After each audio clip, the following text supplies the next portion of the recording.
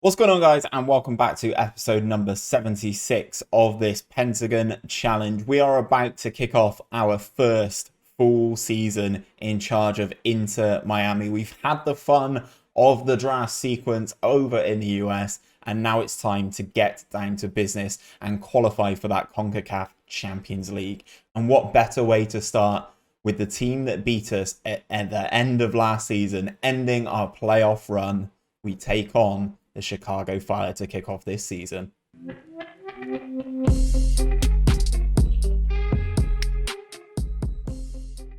So then, guys, here we are ready to kick things off against the Chicago Fire. As I mentioned last episode, we have improved some of our options in terms of what we've got here. If we go into, oh good lord, where is it? Transfer history. Sorry, we've already got too many things here. Draft allocations and offer to MLS clubs.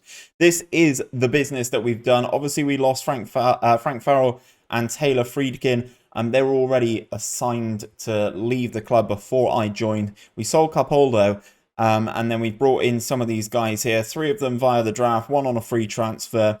Antipas, who has come in from the Sundowns in South Africa, and Elias Al-Masawi. This is the guy. I've done a Wonder Kid showcase on him. He is fantastic, and I'm pinning a lot of my hopes on him so far. He's played 2 games for us in pre-season and hasn't actually scored just yet.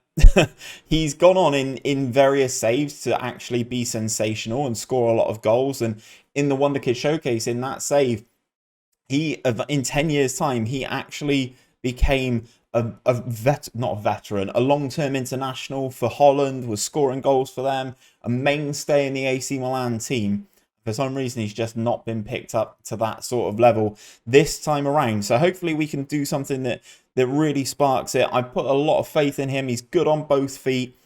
He's great physically, which I think is all you kind of need in this division. You should be with 12 pace and stuff, good agility. You should be able to get away from a lot of players. Good composure, as I said, good finishing, good first touch, can score with both feet, can head the ball as well. I think he's going to be a good player. Another one that I wanted to show you guys was Antipas. Now he's joined us. He looks like a very good goalkeeper. He's an upgrade on what we had. He is an international player, but if you look, we're not actually paying him a great deal, 13k a week. He is a Zimbabwe international. I enjoy picking up a Zimbabwe international. In my Twitch only Glory Hunter save, we had a Zimbabwean centre back in Cube. He was very good, and this guy looks pretty good. As I need him to be a sweeper keeper, he's great in the air and he's good at rushing off his line. I think that's all I'm going to need from him, to be perfectly honest. I will say this: if we go into our team report and look at our squad depth, it's taking a split second to load up here. We are weak in certain areas. El Masawi is going to lead the line, Berisha on the left, Buzo on the middle, and then this is where we're kind of lacking in certain areas. We've kind of got enough depth. I'd like another centre-back, to be perfectly transparent. We've had to cut a lot of players because of the salary cap. If I go into the registration, you can see here, maximum squad salary of 96k a week. I don't think it includes these designated international players. Let me just check. I don't think you can actually see what that means. Designated international, because he is on Berisha is on 60k a week, so he's on treble what Masawi's bringing in, and we need to try and offset some of that. We've still got the space for 3 more international players who we may well try and pick up, but as I said, the salary cap sort of area is pretty darn tight. We kick things off today against Chicago Fire. Obviously, they are the team that sort of ended things for us at the end of last season.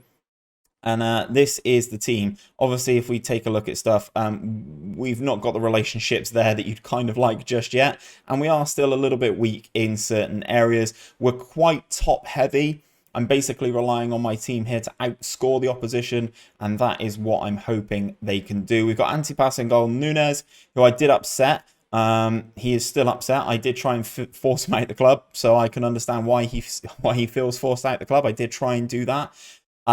Because I was trying to free up one of these designated player international spots for Musawi.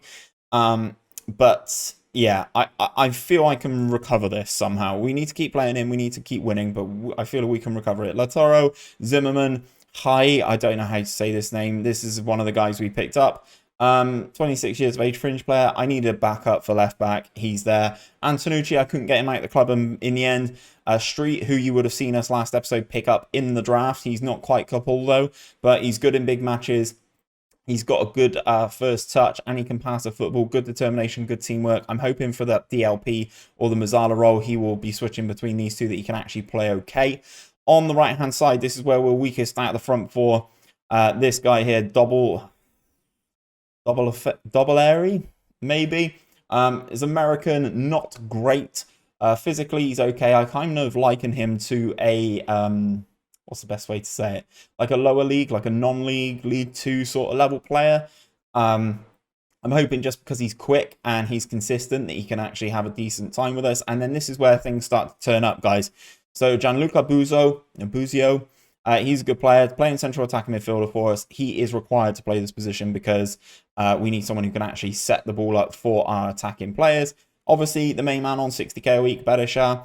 Good goal scorer for us, 76 goals in 176 games. I'd like to think that that will tick up now that we are in charge full time. And then obviously the main man, El Moussaoui, who I have already shown you running the show up top. He's not scored yet. Fingers crossed. His first time for a goal is in front of you guys. Obviously, we are still training a lot of the stuff here. Some of the stuff still not going to plan. Pass into space doesn't suit them. Zimmerman, Lautaro, I mean... yeah. Centre backs, boys. Don't worry about it. Let's submit the team. Let's get into the game. Our first game of this MLS season. Obviously, we are taking on Chicago Fire. They are a team who have qualified for the CONCAF Champions League by beating us last season as the best team in the Eastern Conference, and we need to try and do that this year. We will be trying to get through in terms of the Supporter Shield. Would quite like to be near the top of the MLS standings come the end of the season. Let's skip that.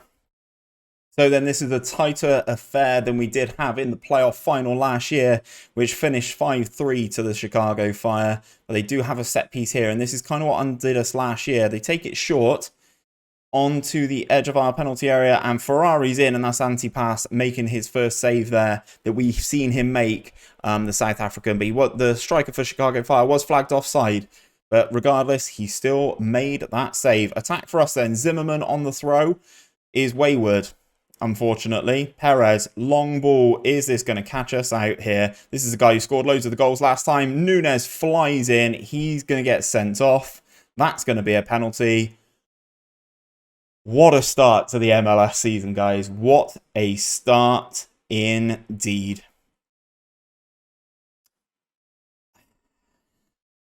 The referee's going to trot out here.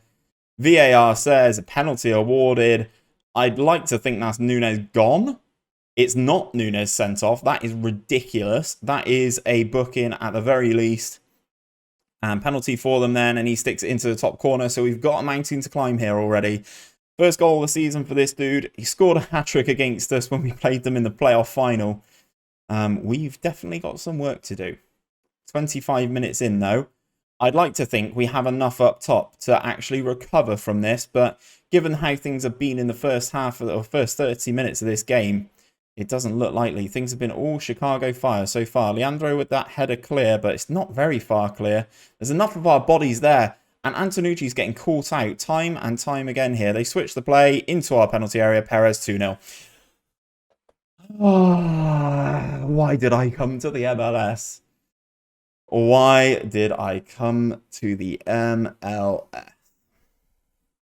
Eder Wilson, our former Guarani central attacking midfielder, playing a part for this Chicago Fire team, and we drop to the foot of the Eastern Conference table, guys. Absolutely disgusting. We have been abysmal.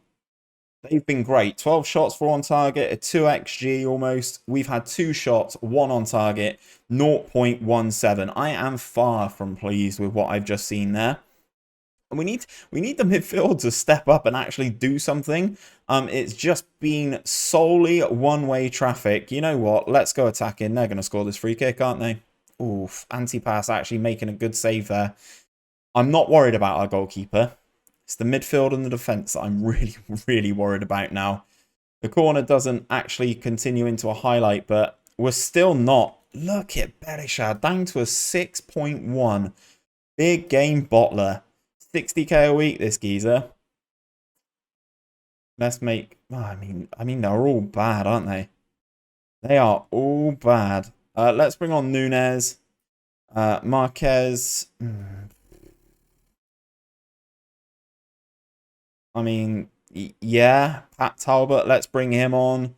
I mean, I'm very disappointed with everything so far in this game. This was our chance at redemption. Nunes, into Talbot, into the other Nunes. Over to Street. Antonucci. Street. Obviously, Street we picked up in the draft. Talbot also picked up in the draft. Nunes! Tries his luck from a long-range effort. Again, another shot not on target. We've had a lot of possession, but we've done absolutely nothing with it.